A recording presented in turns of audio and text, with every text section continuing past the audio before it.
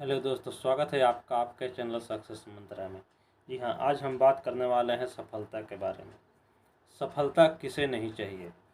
इस दुनिया में ऐसा कौन सा व्यक्ति है जो सफल नहीं होना चाहता है? पर क्या सफलता को हम परिभाषित कर सकते हैं? क्या सफलता की कोई परिभाषा भी होती है? आज हम इसी सभी बातों पर चर्चा करने वाले हैं। जी हाँ, और दूसरी बात यह कि क्या सफलता के मायने सभी के लिए एक जैसे ही होते हैं? क्या सफलता का मतलब सभी के लिए एक समान ही है? जी हाँ, ऐसा ऐसा तो लग सकता है कि सफलता सभी के लिए एक जैसे ही होते हैं, पर वास्तव में देखा जाए तो सफलता के मायने सभी के लिए अलग अलग होते हैं। अलग अलग लोगों के लिए सफलता के अर्थ अलग अलग हो सकते हैं। तो आइए सबसे पहले हम जानते हैं कि सफलता को क्या हम परिभाषित कर सकते हैं। जी हाँ, सफलता को यदि हम चाहें तो 3 तरह से परिभाषित किया जा सकता है। यदि आप भी सफल होना चाहते हैं तो यह वीडियो आपके लिए बहुत ही काम की होने वाली है। आपको भी एक गाइडलाइंस मिल सकता है जिसकी तरह आप अपना गोल निश्चित कर सकते हैं और उस गोल को निश्चित करके आप भी सफलता पा सकते हैं। सबसे पहले हम जानते हैं कि क्या सफलता को किस तरह परिभाषित किया जा सकता है। जी हाँ, सफलता को अगर हम चाहें तो 3 तरह से परिभाषित कर सकते हैं। पहला डेफिनेशन सफलता की यह हो सकती है कि सफलता अपने आप में एक भीड़ से अलग उस तरह की पहचान बनाने की है जो भीड़ के बाकी लोगों को आपके जैसा बनने की प्रेरणा दे सके। यहाँ पर समझने वाली बात यह है कि वह व्यक्ति जो सफल होना चाहता है वह किस समाज में, किस परिवेश में और या किस माहौल में रह रहा है।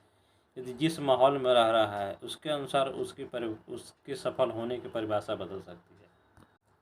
उदाहरण के लिए कल्पना कीजिए कि कोई व्यक्ति एक ऐसे समाज में रह रहा है जहाँ पे बेरोजगारों की संख्या ज़्यादा है। यदि हम बेरोजगारी की बात करते हैं तो बेरोजगारी से मतलब हमारे यहाँ पे सरकारी नौकरी से कतई नहीं है। बेरोजगारी का मतलब यह है कि लोगों के पास एक कुछ ऐसा साधन हो जिससे उन्हें नियमित आय प्राप्त हो सके। पर कोई व्यक्ति इस तरह के समाज में रह रहा हो जहाँ के लोगों के पास नियमित आय का कोई साधन नहीं है। वहाँ के लोग छोटी छोटी अपने ज़रूरतों को पूरी करने के लिए संघर्ष कर रहे हैं। तब उस समाज का कोई भी व्यक्ति यदि संघर्ष के द्वारा एक चपरासी के पद को भी किसी तरह पा लेता है तो उसे एक सफल व्यक्ति की श्रेणी में माना जाएगा। उस समाज के बाकी लोग भी उस व्यक्ति से प्रेरणा ले सकते हैं, उसके संघर्ष की कहानी से प्रेरणा ले करके उसी तरह से अपने आप को भी सफल बनाने की कोशिश कर सकते हैं। पर वहीं कल्पना कीजिए कोई ऐसा व्यक्ति अब उस समाज में रह रहा हो जिसके बाकी लोग सभी लोग किसी न किसी उच्च पदों पे बैठे हुए हैं। बाकी लोग किसी न किसी सरकारी विभाग में बड़े बड़े अधिकारियों के पद पे आसीन हों। तब उस समाज का कोई व्यक्ति यदि संघर्ष के द्वारा एक क्लर्क की नौकरी पा लेता है तो क्या उसे एक सफलता की श्रेणी में रखा जाएगा? बिल्कुल नहीं। उस समाज के बाकी लोग जहाँ पे बड़े बड़े पदों पे आसीन हों वहाँ पे किसी के द्वारा क्लर्क की नौकरी हासिल करना उसे सफलता की श्रेणी में किसी तरह भी नहीं रखा जा सकता है। जी हाँ, सफलता की दूसरी परिभाषा यह हो सकती है कि कोई व्यक्ति कोई मुश्किल कार्य करना चाह रहा हो और उसमें उसे सफलता हासिल ना मिल रही हो, पर वह किसी भी प्रकार से यदि वह मुश्किल कार्य करने में सफल हो जाता है तो क्या उसे भी सफलता की श्रेणी में रखा जा सकता है? जी हाँ, बिल्कुल भी उसे सफलता की श्रेणी में रखा जा सकता है। उदाहरण के तौर पर आप ले सकते हैं कि कोई व्यक्ति यदि ओवरवेट हो और वह अपना वजन को नियंत्रण में रखना चाह रहा हो। यदि वह अपना वजन नियंत्रण में रखने में कामयाब हो जाता है तो उस व्यक्ति के लिए वह भी एक सफलता का परिभाषा हो सकता है। यदि किसी व्यक्ति को तैरना नहीं आ रहा हो या उसे साइकिल चलाना नहीं आ रहा हो और वह यदि तैरना सीख जाता हो और साइकिल चलाना सीख जाता हो तो उसे भी एक सफलता की श्रेणी में रखा जा सकता है। उस व्यक्ति के लिए भी एक सफलता की परिभाषा हो सकती है।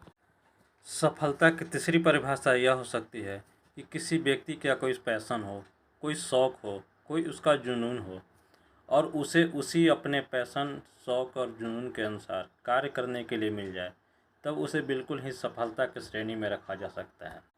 जी हाँ, मान लीजिए किसी व्यक्ति का पैशन हो कि वह बड़ा होकर के अपन अपना जीवन लोगों के बीच में शिक्षा की रोशनी फैलाने में लगाना चाह रहा हूँ। मान लीजिए उसके पास यदि ऐसी क्षमता हो कि वह बड़े से बड़े पद पे भी आसीन हो सकता हो, वह आईएएस और आईपीएस की नौकरी भी क्लियर कर सकता हो सकता है उसके समाज के बाकी लोग बड़े बड़े पदों पे आसीन हो, पर यदि उसका पैशन यह हो कि वह शिक्षक बनकर शिक्षा की रोशनी फैलाना चाह रहा हो और उसके पैशन के अनुसार उसे कहीं शिक्षक की नौकरी मिल जाती हो, तो क्या उसे सफलता की श्रेणी में रखा जा सकता है? जी हाँ, बिल्कुल, यह सफलता की तीसरी परिभाषा हो सकती है। उसी तरह से यदि किसी महिला में भी ऐसी प्रतिभा हो कि वह भी अच्छे से अच्छा एग्ज़ाम क्लियर करके कोई भी सरकारी नौकरी या अच्छा से अच्छा पद हासिल कर सकती हो, पर यदि उसका जुनून यह हो या उसका पैशन यह हो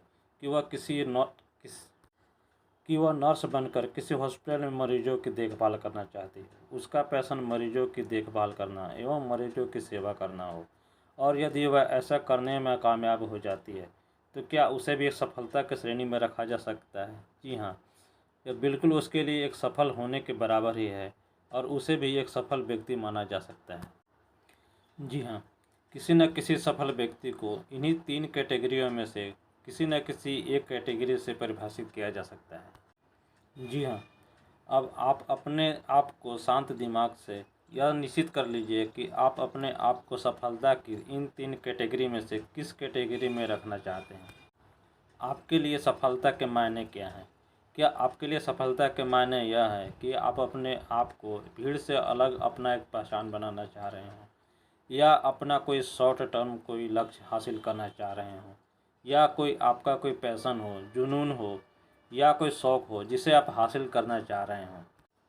सफल होने का सबसे बड़ा अर्थ यही है कि कि आपको पता हो कि आप क्या हासिल करना चाह रहे हो। मिलते हैं हम अगले वीडियो में, जिसमें हम यह बात करेंगे कि सफलता होने के लिए और अपना कोई भी लक्ष्य निर्धारित करने के लिए वो कौन कौन सी बातें हैं जिसे हमें ध्यान में रखना चाहिए। जिसे मुख्य रूप से 3 बातें हैं जिसे हम अगले वीडियो में चर्चा करेंगे कि कोई भी लक्ष्य हासिल करना हो, चाहे आपका लक्ष्य बड़ा हो, चाहे आपका लक्ष्य छोटा हो, चाहे आपका लक्ष्य शॉर्ट टर्म का हो, चाहे आप भीड़ से अलग पहचान बनाना चाह रहे हो, चाहे आप अपना पैशन शौक़ या जुनून करना चाह रहे हो, चाहे आप कोई भी लक्ष्य हासिल करना चाह रहे हो, 3 चीज़ें ऐसी हैं जिसे हमेशा ध्यान में रखें, तो आपको लक्ष्य हासिल करने में या अपना लक्ष्य बनाने में आपको आसानी होगी। तो दोस्तों, मिलते हैं अगले वीडियो में, तब तक के लिए बाय।